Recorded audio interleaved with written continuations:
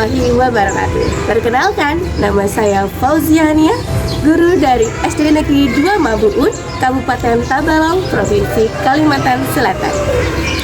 Pada kesempatan kali ini, saya akan menindaklanjuti rancangan aksi nyata saya pada modul 1.4 tentang budaya positif.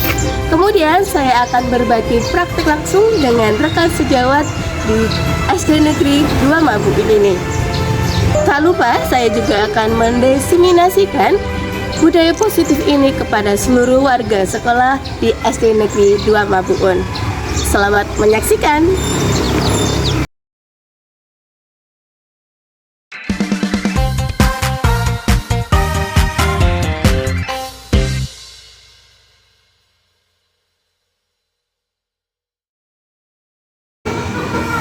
Baik, Assalamualaikum warahmatullahi wabarakatuh.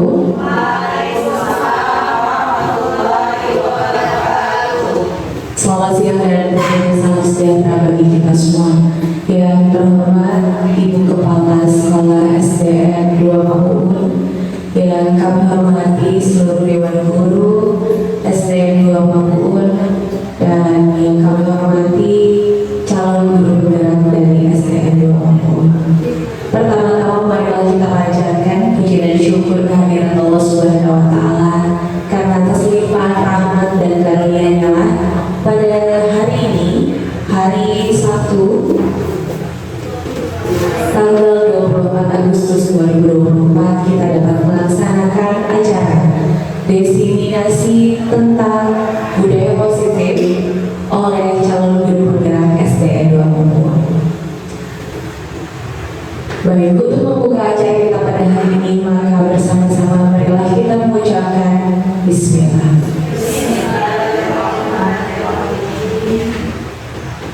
Baik, ibu-ibu hadirin sekalian, acara akan kita buka dengan menyanyikan lagu Indonesia Raya. Hadirin dimohon berdiri.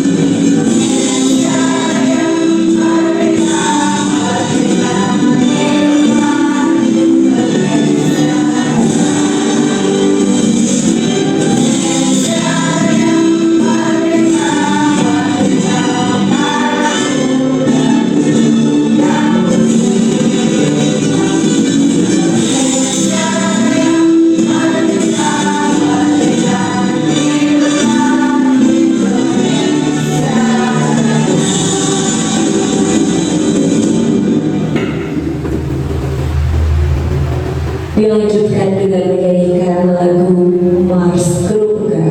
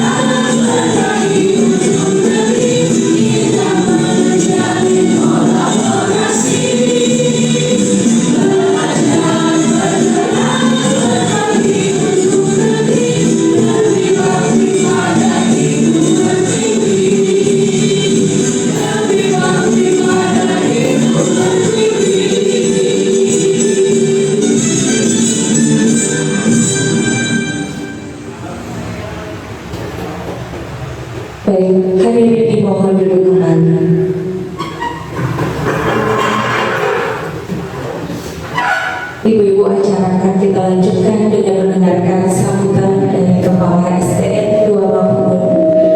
Kepada Ibu Nina Surdiana SPDM kami persilakan.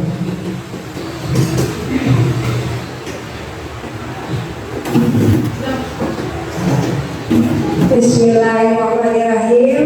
Assalamualaikum warahmatullahi wabarakatuh.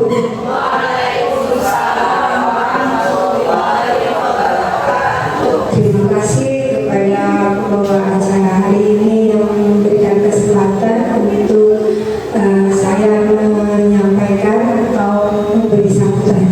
Kemudian terima kasih pula kepada CGP yang hari ini sangat semangat untuk melaksanakan destinasi hari ini. Dan terima kasih pula yang disampaikan kepada seluruh dewan guru yang berkenan mengikuti acara hari ini, karena ini Ibu rasa sangatlah penting. Dengan ikutnya ada beberapa teman kita yang ada dalam pendidikan CGP, walaupun ibu-ibu tidak terikutkan, maksudnya belum terikutkan, namun materi dan ilmunya didapat juga bersama. Adapun kegiatan ini adalah tentang budaya positif yang mana sedang kita laksanakan pastinya di sekolah kita khususnya dan sekolah lain umumnya. Budaya positif ini sangatlah penting karena sekarang teknologi sudah luar biasa. Pembelajaran bisa dilakukan menggunakan IT, kemudian bisa daring dan sebagainya. Sedangkan budaya positif ini harus ditanamkan oleh guru dan orang tua. Kerjasama guru dan orang tua itu sangatlah penting. Jadi saat ini bergunakan waktu sebaik mungkin untuk belajar bersama. Di acara ini pula nanti kita diskusi bersama hal-hal yang kita rasa baru belum pernah dilaksanakan, bisa kita bicarakan bersama agar mendapatkan solusi yang baik. Kemudian yang mungkin yang sudah kita laksanakan masih perlu ada perbaikan atau refleksi, untuk perbaikan ke depannya juga akan kita bicarakan bersama. Saya selaku kepala sekolah sangat bangga dengan keberadaan CGP kita di sekolah ini. Kemudian saya juga sangat berharap nanti ilmu ini akan tertular kepada yang belum menjadi CGP-nya, karena materinya, pembelajarannya itu sangatlah penting. Untuk siapa? Untuk tujuan kita awal kepada siswa. Hanya itu yang bisa Ibu sampaikan. Mohon bisa diikuti dengan maksimal. Semoga apa yang didapat hari ini mendapatkan manfaat dan bisa digunakan untuk kita bersama. Semangat, guru penggerak,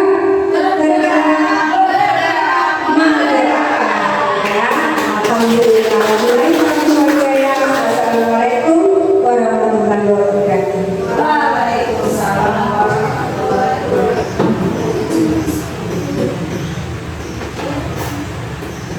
Baik, terima kasih kepada Ibu Kepala SD 2 Mabuun atas sambutan yang telah disampaikan.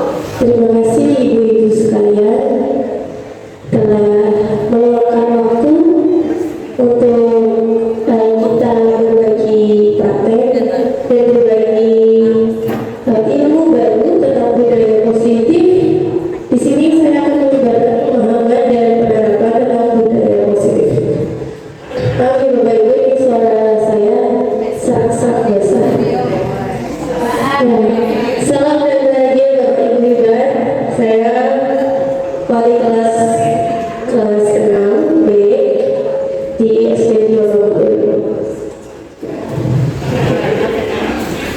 Nah, konsep itu budaya positif itu apa? Yang di benak Bapak Ibu budaya positif itu apa? Sebelumnya kebiasaan yang baik. Kemudian apa lagi? Perilaku yang baik. Iya, perilaku yang baik. Yang kira-kira kalau budaya positif itu harus nggak kita sebarkan, kita tanamkan dan kita terapkan di sekolah? Harus, ya. Kita akan mengetahui konsep inti budaya positif itu apa? Merupakan nilai-nilai, keyakinan dan kebiasaan-kebiasaan di sekolah yang berpihak pada murid agar murid dapat berkembang menjadi pribadi yang kritis, penuh hormat dan bertanggung jawab. Nah, tadi kita akan pelajari nih perubahan paradigma belajar, motivasi, perilaku manusia, kemudian disiplin positif, posisi kontrol guru, nilai-nilai kebajikan, keyakinan kelas, kebutuhan dasar manusia, dan kita akan mengetahui apa sih itu segitiga restitusi. Oke, sebelumnya kita ice breaking dulu sebentar. Musik punya, iya sebentar ya Bu, ya.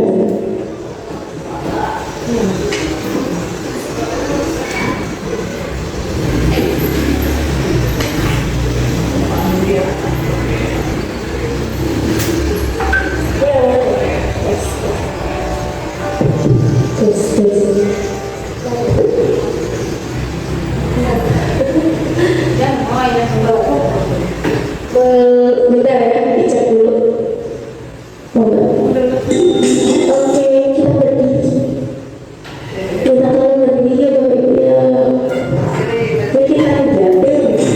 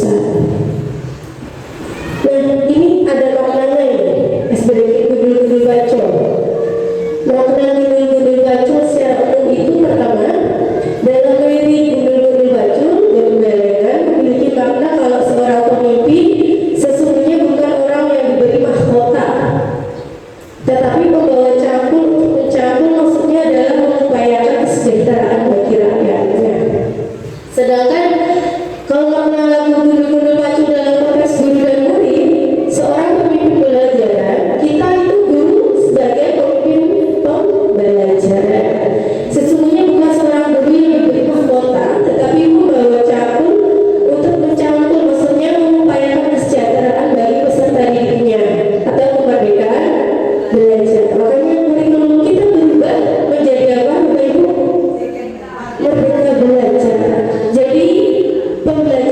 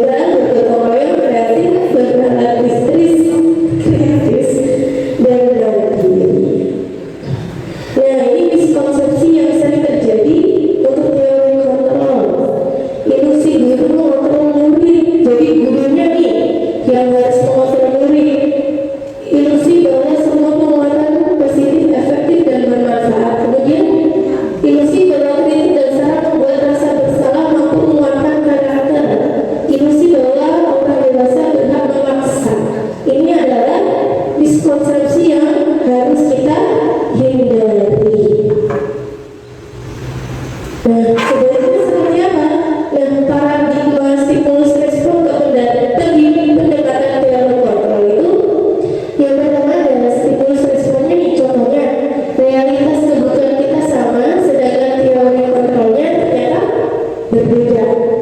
Kemudian semua orang melihat hal yang sama, padahal setiap orang memiliki gambaran yang berbeda-beda. Karena manusia itu termasuk makhluk yang unik. Jadi misalnya Ibu Mai dan Ibu Dani kira-kira sama nggak? Enggak, berbeda. Karakternya berbeda, cara misalnya mengajarnya juga beda dan sebagainya. Jadi kita nggak boleh dan kita nggak bisa sama ratakan. Kemudian kita mencoba mengubah orang agar berpandangan sama dengan kita. Tidak bisa. Tidak bisa memaksa. Kita harus memahami pandangan orang lain tentang dunia. Kemudian perilaku buruk melihat suatu kesalahan. Tidak bisa juga. Pasti kita lihat alasannya apa dulu. Kita nggak boleh menjudge, oh ini salah, oh itu salah. Padahal kita nggak tahu penyebabnya apa. Karena semua perilaku itu memiliki tujuan. Kemudian orang lain bisa mengontrol saya. Oh nggak bisa.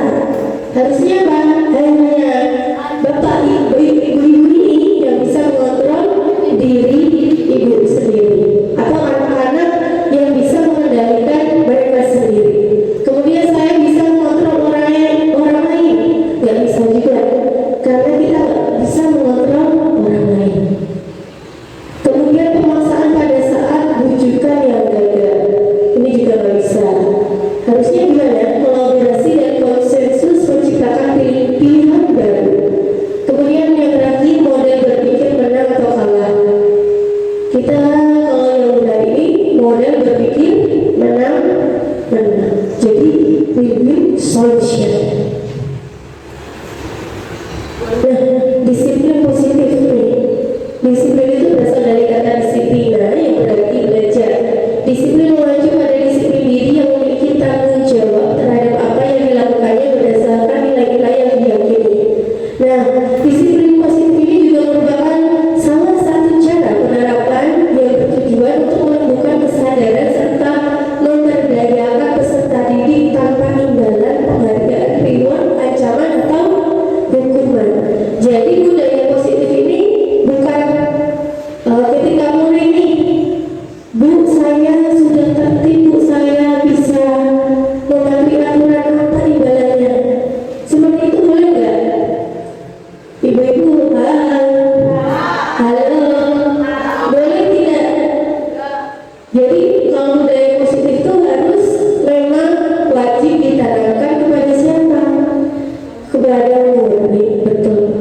Sebagai pendidik, tujuan kita adalah menciptakan peserta didik yang memiliki disiplin diri sehingga mereka berperilaku mengacu pada nilai-nilai kebajikan universal dan memiliki motivasi intrinsik dalam perubahan perilaku ke arah yang lebih baik.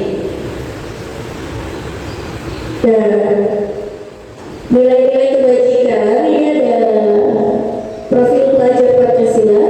Ada 6 tadi, Bapak Ibu: beriman dan bertakwa kepada Tuhan Yang Maha Esa, berakhlak mulia, berkebinekaan global, gotong royong, mandiri, kreatif, dan bernalar kritis. Kemudian IBO, Primary Years Program, toleransi, rasa hormat, integritas, mandiri, menghargai, antusias, empati, keingintahuan, kreativitas, kerjasama, percaya diri, dan komitmen. Dan yang terakhir, life skill atau keterampilan hidup, dapat dipercaya, lulus hati, pendengar yang aktif, tidak merendahkan orang lain, dan memberikan yang terbaik. Nah, ini adalah kebutuhan dasar manusia. Ibu-ibu punya nggak kebutuhan dasar? Punya. Nah, kebutuhan dasar itu segala sesuatu yang kita lakukan untuk mendapatkan apa yang kita inginkan, apa yang kita peroleh.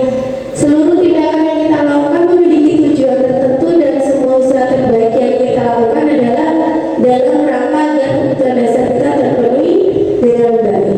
Apa aja sih itu? Yuk, yang kita lihat di slide ini ada 5 minggu. Ada apa yang pertama?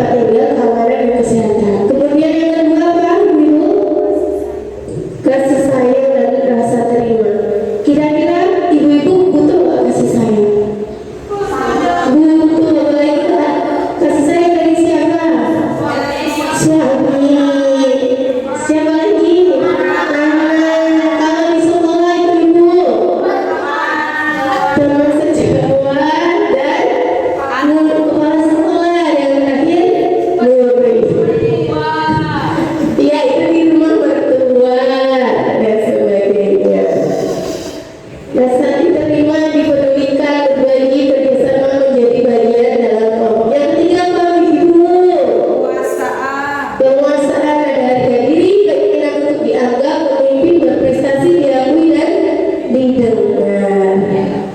Jadi terima kasih ibu-ibu, berarti ibu-ibu juga punya kebutuhan dasar penguasaan di sini, pengen didengar.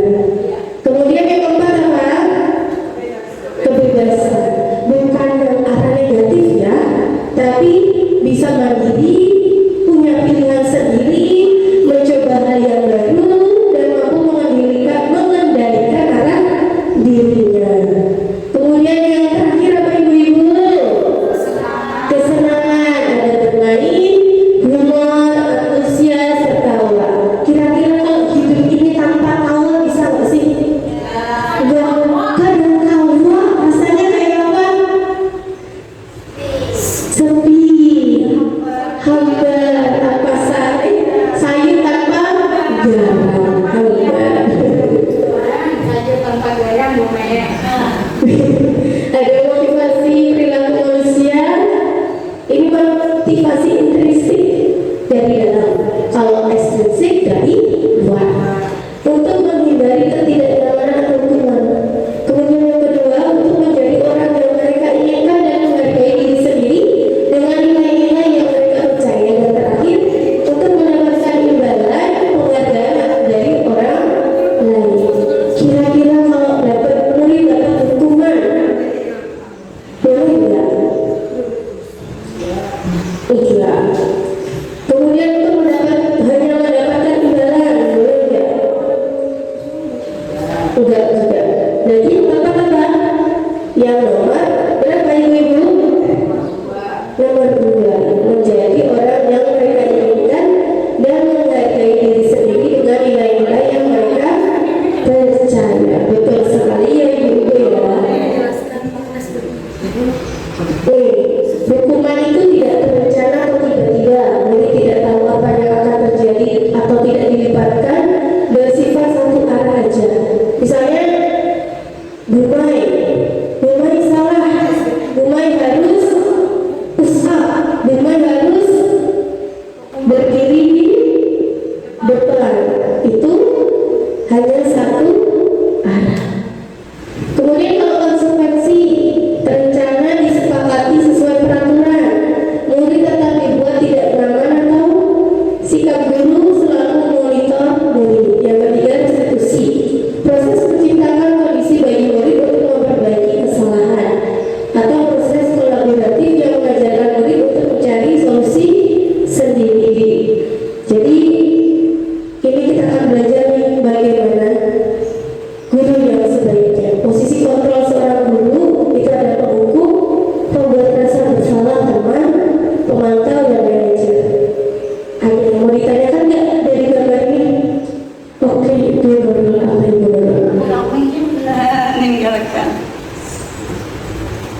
Assalamualaikum warahmatullahi wabarakatuh.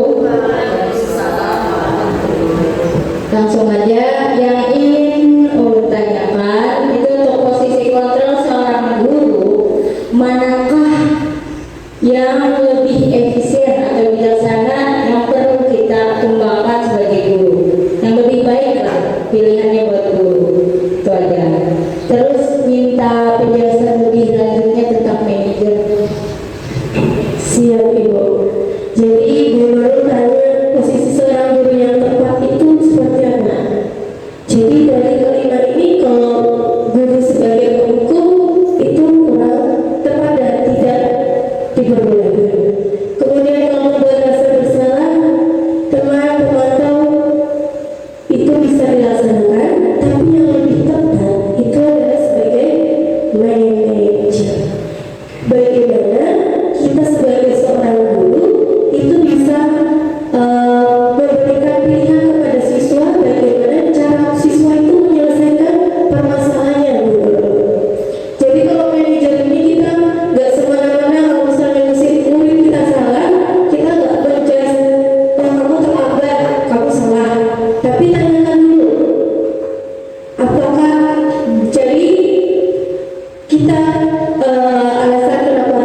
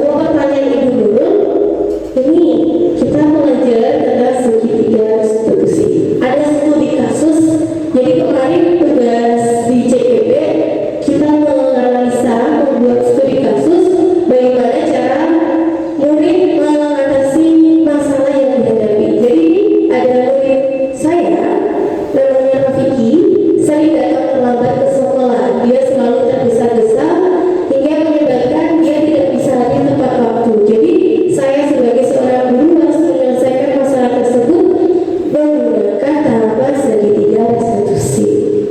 Sebentar, saya perkenalkan.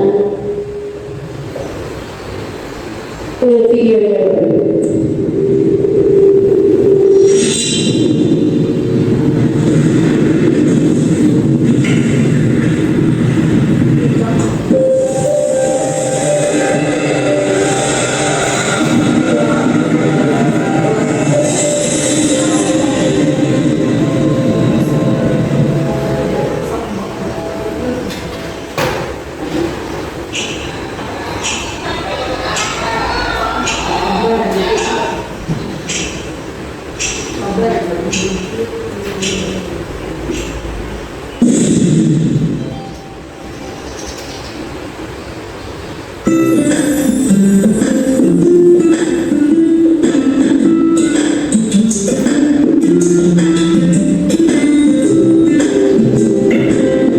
Jadi seperti biasa siswa-siswa SD 2 Mabuun berangkat ke sekolah ini di pagi yang cerah, ceria dari orang tuanya mengantar anaknya.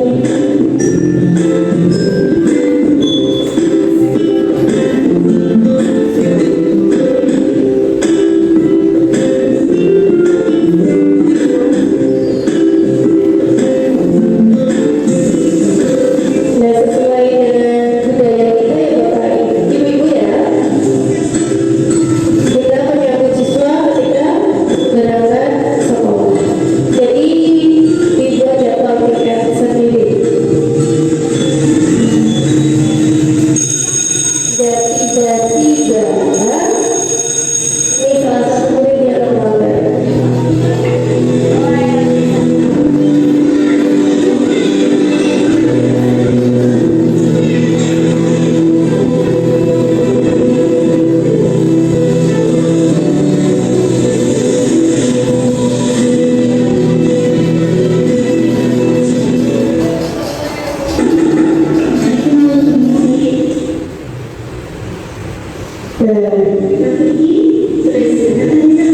Ini kita menggunakan segitiga restitusi.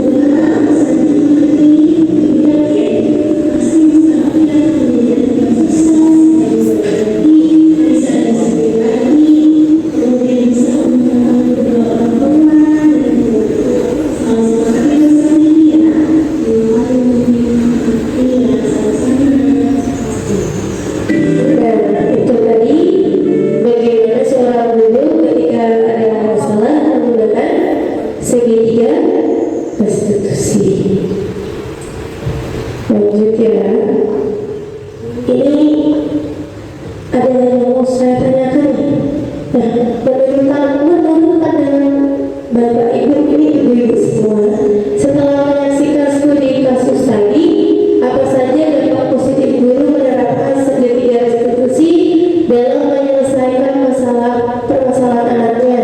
Alasannya kenapa? Ada yang bisa jawab? Mulai ada. Ya, ini Ibu.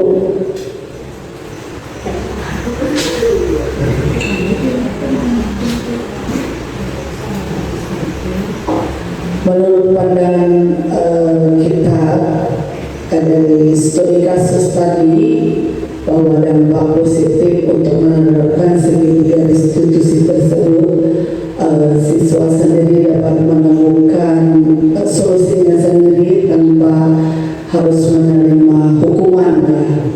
Jadi dia sendiri yang melakukan perbaikan untuk dirinya sendiri, seperti itu mungkin.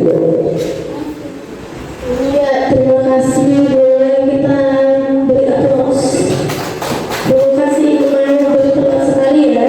Jadi segitiga restitusi itu kita menyadarkan murid tindakan apa yang menurut dia itu salah apa sih. Jadi murid itu bisa memperbaiki dan mencari solusi sendiri. Lanjut. Nah, ibu-ibu mungkin sudah membuat keyakinan kelas ya. Keyakinan kelas sudah disepakati sebelum pembelajaran dimulai awal semester kemarin. Di sini sudah ada contohnya nih di kelas ini. Contohnya ada datang tepat waktu, kemudian mengerjakan tugas dengan penuh rasa tanggung jawab, menjaga kebersihan kelas agar tetap bersih dan rapi. Nah, kalau menjaga kebersihan ini biasanya diadakan apa ibu-ibu? Iya, ada piket. Kalau misalnya tidak mengerjakan piket, konsekuensinya apa kira-kira? Yang ibu sepakati sama murid nih. Oke, harus bintang. Apa lagi?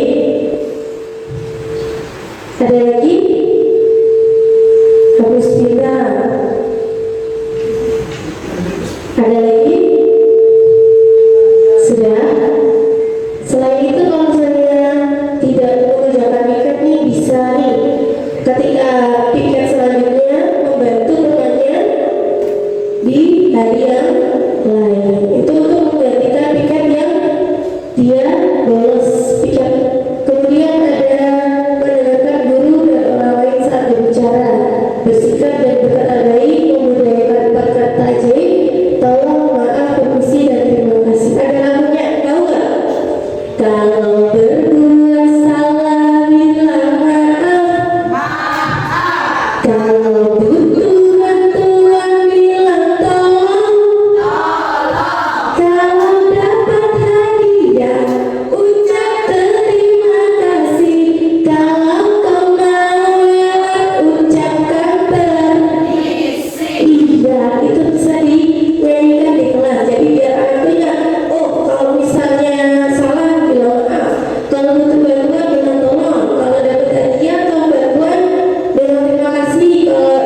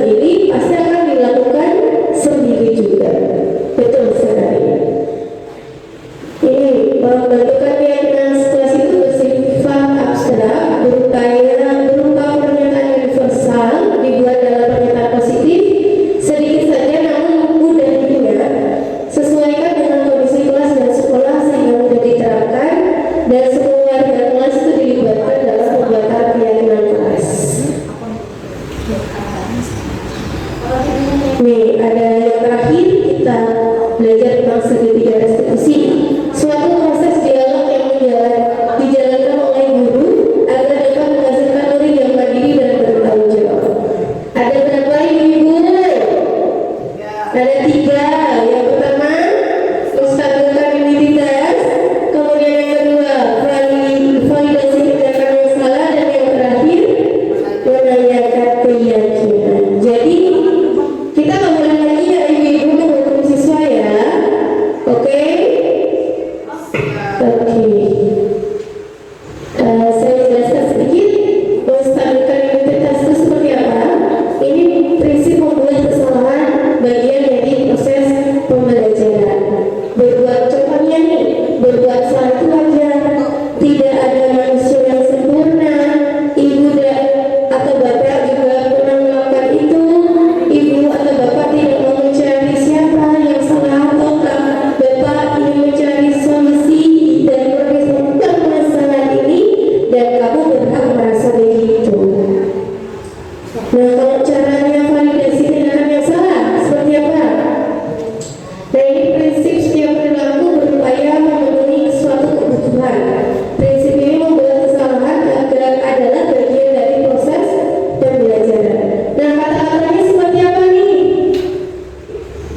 Contohnya, kamu pasti punya alasan nih mengapa melakukan hal itu. Kemudian, kamu patut bangga karena telah melindungi sesuatu yang penting buatmu. Dan yang terakhir, kamu melakukannya karena mempertahankan sesuatu yang penting bagimu. Dan yang terakhir, menanyakan keyakinan. Ini berdasarkan prinsip teori kontrol bahwa pada dasarnya kita termotivasi secara intrinsik. Dan contohnya, apa keyakinan kelas kita, nilai-nilai apa yang telah disepakati bersama, kemudian seperti apa sih gambaran sebuah kelas yang ideal menurut kamu, dan yang terakhir, kamu ingin menjadi orang seperti apa. Nah, seperti itu ya segitiga restitusi. Tadi sudah saya jelaskan juga segitiga restitusi dari sebuah cuplikan studi kasus tadi, tayangan video, bahwa guru itu kalau dalam proses pembelajaran kita sebagai apa tadi? Dari posisi kontrol tadi kita sebagai manajer, betul sekali. Nah, kesimpulannya, dalam penerapan program disiplin positif, hendaknya guru memiliki standar kepribadian profesional dan sosial yang baik, di mana guru mampu merefleksi dirinya dalam posisi kontrol saat ini, bagaimana perjalanan dirinya sebagai aktor atau manajer yang menuntut murid-muridnya menjadi insan yang mandiri, merdeka, dan bertanggung jawab. Oke, terima kasih ibu-ibu menyampaikan berbagi praktek saya tentang disiplin positif supaya ibu-ibu juga lebih memahami lagi dan bisa menerapkan lebih dalam lagi tentang budaya positif di sekolah. Semoga nanti ke depannya ketika kita menerapkan budaya positif nih, supaya anak-anak kita juga lebih sadar, kemudian lebih baik lagi akhlak dan adab sopan santunnya menjadi satu. Sekian dari saya, ibu-ibu, kurang lebihnya mohon maaf. Billahi taufiq wal hidayah. Wassalamualaikum warahmatullahi wabarakatuh. Waalaikumsalam warahmatullahi wabarakatuh. Saya kembalikan ke moderator.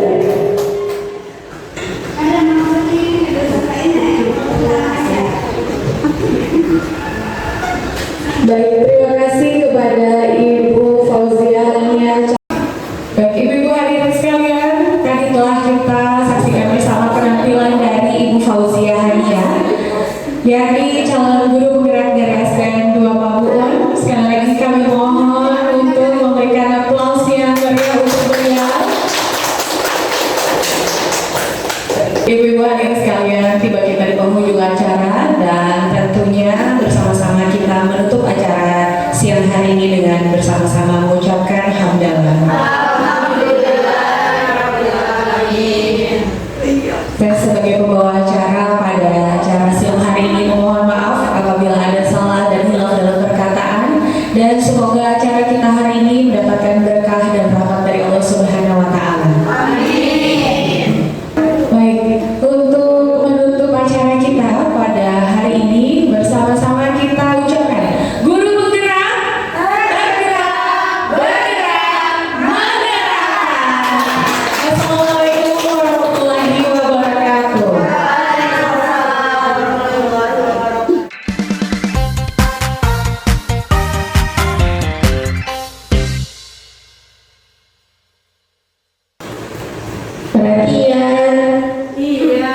Ya, ibu-ibu, sesi selanjutnya nanti kita akan membuat keyakinan kelas dengan menggunakan kata yang tepat.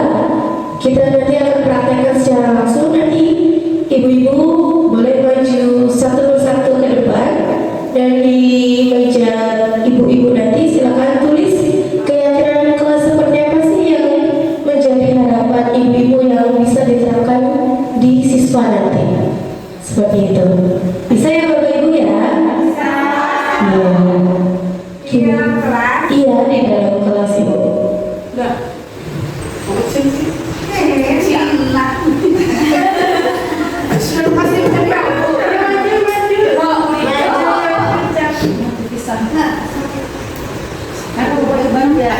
terus di situ semua ini bakso sebelah aja gini. Apa Jen? Jujur lah, ada si bakso.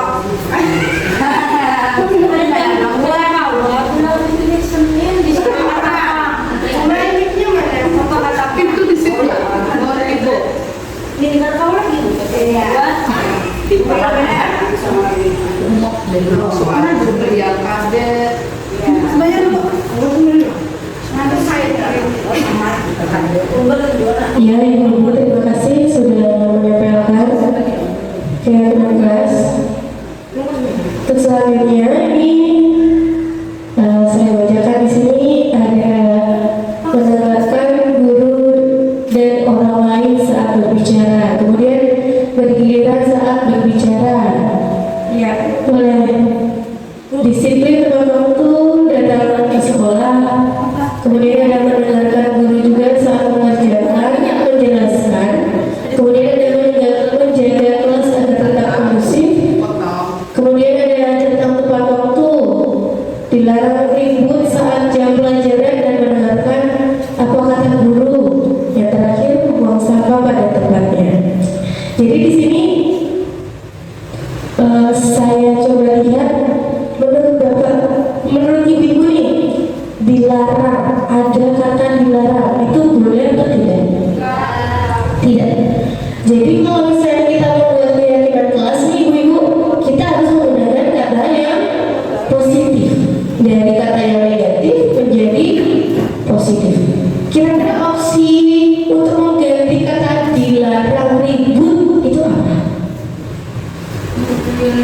tertib di dalam kelas. Dilarang ribut saat jam pelajaran dan mendengarkan apa kata guru. Ya, bisa. Betul ya Ibu Maya?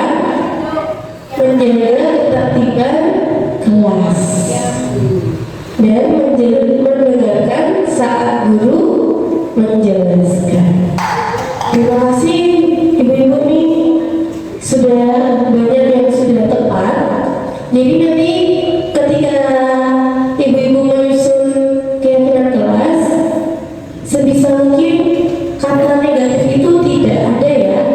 Dan saya ingatkan juga kepada ibu-ibu semua, dan saya juga supaya tetap ingat bahwa ketika keyakinan kelas sudah dibuat, pasti jangan hanya sebagai pajangan saja, tetapi apa?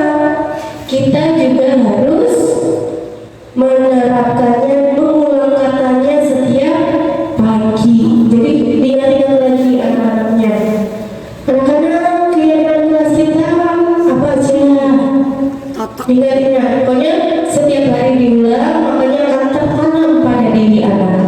Keyakinan kelas ini sendiri sangat bermanfaat juga buat anak. Jadi walaupun ada peraturan pun di sekolah, keyakinan kelas ini juga membantu siswa itu. Kalau peraturan kan cuma satu arah nih, sekolah yang buat. Sedangkan kalau keyakinan kelas ini dua arah, guru iya, siswa juga iya, dan mereka terlibat aktif membuat keyakinan kelas ini secara sadar diri, dan pasti akan tertanam nih dalam diri mereka. Kalau misalnya keyakinan kelas, oh ini saya yang buat, ini juga yang harus saya laksanakan, seperti itu. Jadi biar anaknya tidak lupa nih ibu-ibu, saya mau tanya, kalau biasanya ibu-ibu sudahkah menerapkan keyakinan kelas diulang berulang setiap hari? Sudah? Oh, ada yang belum. Ya, nanti ke